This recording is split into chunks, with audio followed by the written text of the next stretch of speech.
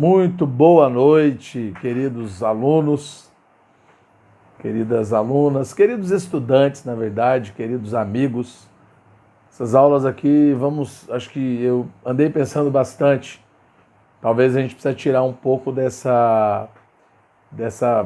pouco da prisão metodológica, da prisão acadêmica, pedagógica, assim, né? Às vezes a gente vai trabalhar alguns temas e como nós estamos dando aula de filosofia, de sociologia, são coisas que são passíveis da gente perceber muito tranquilamente.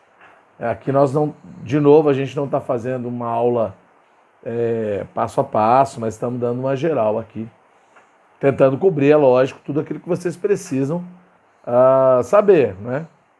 E também, de novo, dizer que vários professores falam desses temas por aí, mas como nós temos um grupo de alunos, um grupo de amigos que nos escutam aí, até por causa dessa pandemia, mais um treinamento para a nossa vida, tá certo? E hoje a gente vai falar sobre a sociedade industrial, né? Do ponto de vista da sociologia, do ponto de vista principalmente do Karl Marx, né? Entender que a sociedade industrial ela começa, toma fôlego com a Revolução Industrial na Inglaterra e ela vai criando corpo, né, até crescer com a sociedade norte-americana, estadunidense, século XIX, XX, né, vem crescendo esse processo de produção que muda, que acelera a produtividade, que muda a forma das pessoas produzirem a vida e ganha esse corpo com mais veemência na sociedade estadunidense, que é uma colônia, foi uma colônia inglesa também, não é? Lá tiveram vários povos ali, mas da Europa, não é? Franceses, holandeses, mas os ingleses de uma forma mais atuante, não é? Os americanos foram colônia de povoamento, vamos dizer assim, né? E essa sociedade industrial, ela chega a um ponto, ela também está ligada à perspectiva de ser uma revolução ligada à questão burguesa. Tanto a Revolução Industrial quanto a Revolução Francesa estão atreladas à burguesia, ou ao domínio burguês, né? Até porque a questão da burguesia está ligada ao comércio, à indústria, ao consumo, não é isso? E há uma crise desse processo do capitalismo, que é o desenvolvimento desde as grandes navegações, do mercantilismo, né? Desse processo de acúmulo de metais, acúmulo de capital, acúmulo de riqueza, transformação da matéria-prima, o auxílio do Estado nesse processo no primeiro momento. E depois, nesse processo industrial e no capitalismo, há um elevado poder, assim, ou a tentativa de dar poder à questão da propriedade privada, do liberalismo econômico, e aí vai se deixando um pouquinho essa perspectiva da intervenção do Estado naquilo que nós chamamos de mercado, né? E há uma crise desse processo do capitalismo em 29, nos Estados Unidos, com a quebra da Bolsa de Nova York. E há um pensador da economia, um inglês chamado John Maynard Keynes, que tem uma proposta de que quando o capitalismo tiver, ou qualquer sistema econômico, entrar em crise, é necessário uma intervenção do Estado ou a ação do Estado junto ao processo econômico, ou com relação à questão fiscal, questão tributária, ou mesmo no caso que acontece nos Estados Unidos, com a inserção de obras de infraestrutura, principalmente, para gerar possibilidade de emprego, de contratação de mão de obra e automaticamente de processo de licitação, para fazer com que a economia alavanque novamente, né? E o keynesianismo ele é pensado com mais veemência nesse período, né? E os americanos, os norte-americanos, os estadunidenses, principalmente, usam dessa teoria pós-29 para alavancar a economia, né? E funciona por um período, tá certo? E o Karl Marx, nós sabemos bem que ele tem um livro, uma obra chamada Capital, né? Ele tem também manuscritos econômico-filosóficos, vamos dizer assim, em que ele analisa esses processos de produção do capitalismo. Como é que se dá esse acúmulo de de capital, de que maneira que acontece o processo de mais-valia ou do lucro, porque o objetivo principal do processo do capitalismo é o lucro, né? E a gente sabe que numa estrutura comercial qualquer, mesmo no período anterior a essa sociedade industrial, normalmente é o comércio, a troca entre as pessoas é que vai gerar algum tipo de acúmulo, algum tipo de reserva, algum tipo de desenvolvimento. Na sociedade industrial isso se acelera, é óbvio, né? Você tem uma produção muito maior, você tem uma oferta muito maior de produto, automaticamente, depois você tem os sistemas de produção, como a gente tem a ideia do Taylorismo, de racionalizar o processo produtivo para acelerar a produtividade, que esse processo ele ainda é muito útil ainda hoje, a questão da administração, do gerenciamento do processo de produção. É necessário essa questão porque dentro de uma estrutura complexa como uma fábrica, você precisa setorizar. E o Taylor ele pensa nesse sentido. O Fordismo se apropriou um pouco dessa questão, mas o Henry Ford introduz uma novidade. Primeiro que na indústria há um acúmulo de um estoque, você gera estoque. Você tem um processo produtivo todo acontecendo dentro da fábrica.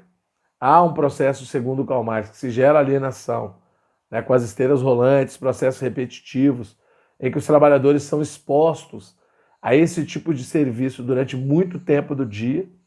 Quer dizer, não tem tempo, né, talvez, nem para descansar, nem nada. Isso aliena, né? Tem uma frase do Ford famosa, que o trabalhador ele é pago para produzir e não para pensar. E é uma valorização extrema à produtividade. Né? E por que o trabalhador se aliena nesse processo? Porque ele está fazendo algo mecânico em troca de, lógico, de um salário, e o Henry Ford ele propõe que aumente o salário do trabalhador, porque assim você vai dar mais recursos para quem consome. Automaticamente você vai aumentar o consumo no comércio, que vai investir em mais recursos. O trabalhador também vai gerar, esse processo vai gerar mais tributos, vai alimentar o sistema financeiro, que vai emprestar, que vai fazer com que as pessoas comprem mais, comprem carro, comprem produtos industrializados e por aí vai. Mas aliena-se por quê?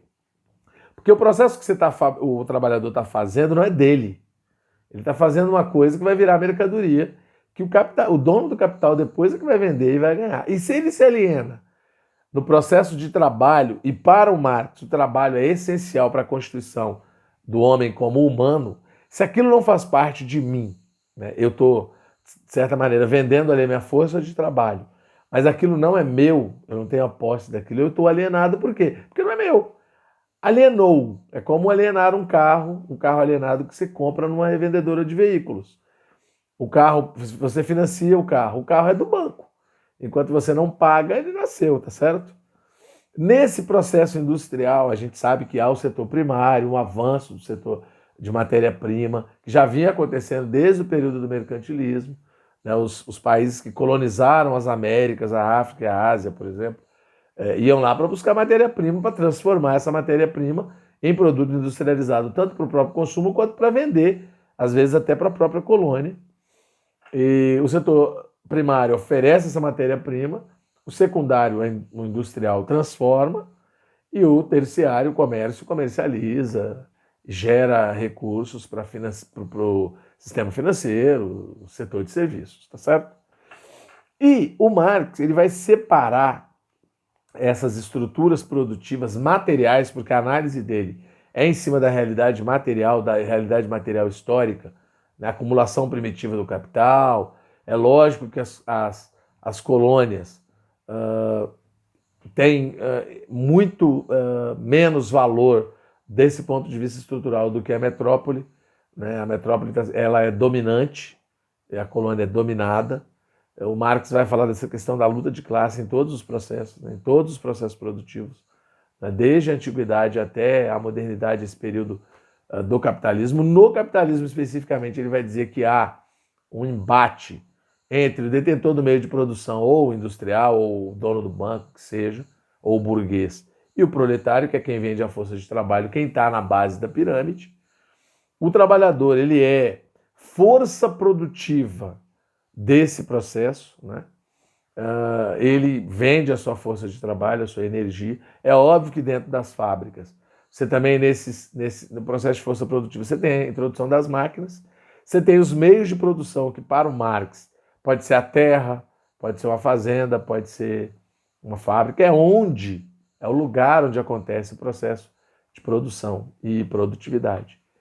O modo de produção é próprio do contexto em que ele está inserido. O modo de produção industrial é diferente do modo de produção feudal, que é diferente do modo de produção antigo, né? E aí há as relações de produção nesses processos em que há um choque entre o patrão e o empregado, né? E aí a questão da luta de classes, e que para o Marx vai chegar um momento em que esse proletário vai ter que se unir para causar uma revolução, ou tomar o meio de produção para eles, né?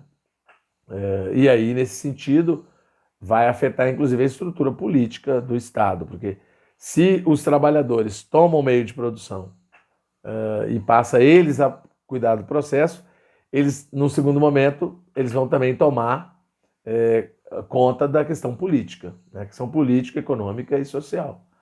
Então eu tenho, nas relações de produção, eu tenho um modo de produção, que é a maneira, o contexto, todo o processo, e aqui nós estamos falando da sociedade industrial, como que ela funciona. Você tem o meio de produção, que é o lugar, nesse caso, na maioria das vezes, as fábricas. Você tem a força produtiva, que pode ser as máquinas ou as pessoas, e as relações de produção, que é o que acontece nessas relações entre quem produz, quem efetivamente está trabalhando e quem detém o meio de produção, ou detém o lugar, ou detém o poder, né?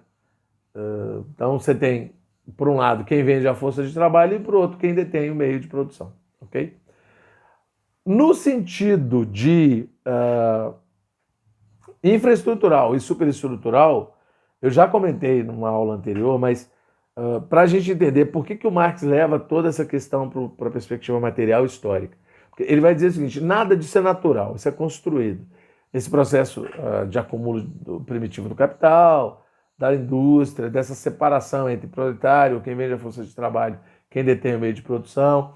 Mas, nesse processo econômico-político, quem tem o poder econômico, automaticamente, e é esse poder econômico, ele está ligado ao processo de produção material, tudo que é necessário para a produção da vida material, ele automaticamente, segundo Marx, e essa dimensão material é infraestrutural, automaticamente ele tem uma grande chance, e para o Marx, fatalmente ele vai fazer isso, quem detém esse poder material, vai influenciar o poder superestrutural, seria as questões das leis, da política, da religião, do ordenamento jurídico, as normas, a institucionalização ou a legalização dos processos produtivos, né? Para a gente resumir aqui, é mais ou menos parecido com o seguinte: vamos imaginar que a galera que mexe com o petróleo, né, ou vamos pensar nos árabes, aquela galera do Oriente Médio. Se eles têm aquele poder material dentro do território deles, a questão dos lugares onde as refinarias, onde extrai o petróleo, o poço de extração do petróleo, ali. Isso para eles é recurso material. Automaticamente eles vão determinar, do ponto de vista mundial do comércio, assim, o preço daquilo ali, né? Eles vão criar meios de regular o preço daquele petróleo, porque o poder está na mão deles. Se você traz isso para o caso do Brasil de maneira mais simples, os bancos, as grandes empresas, elas têm uma chance muito grande de influenciar o setor político, jurídico, né? Inclusive o setor religioso do país. E a gente sabe bem aqui no Brasil a questão das propinas, de todo esse processo. E para o Marx, isso vai gerar conflito, porque você vai ter sempre uma grande massa de trabalhadores dependendo dessa galera que detém o meio de produção e, obviamente, vai querer sempre lucro, e nesse sentido vai fazer leis sempre que não vão beneficiar os trabalhadores, e os trabalhadores vão estar sempre lutando por direitos. A gente está vendo isso no mundo. O Brasil está aí com quase 30 milhões de desempregados formais, né? E agora, com a pandemia, essa questão, um colapso econômico mundial, aí esse conflito vai ficar mais evidente, que é a famosa luta de classes do Marx. Ok? Tem muita gente que fala que não dá para pensar nisso, mas é claro que dá, né? Hoje, mesmo com toda a questão tecnológica, virtual, de aplicativo e tudo mais, existe quem detém o meio de produção e quem vende a força de trabalho. Pensar na Uber, por exemplo. É um aplicativo, eu tenho amigos que trabalham com isso, que nem vê ninguém, é tudo eletrônico. Às vezes tem uma avaliação negativa de um cliente, o cara passa a perder corrida, não tem nem como reclamar, chamar ninguém. Quer dizer, continua tendo quem detém o meio de produção e quem vende a força de trabalho. E cada vez mais os trabalhadores vão perdendo mais direitos, né? Agora nessa pandemia, quem trabalha para Rappi, iFood, os motoqueiros aí, que o digam, tá certo? Espero que ajude vocês a entender um pouco aqui. Um abraço.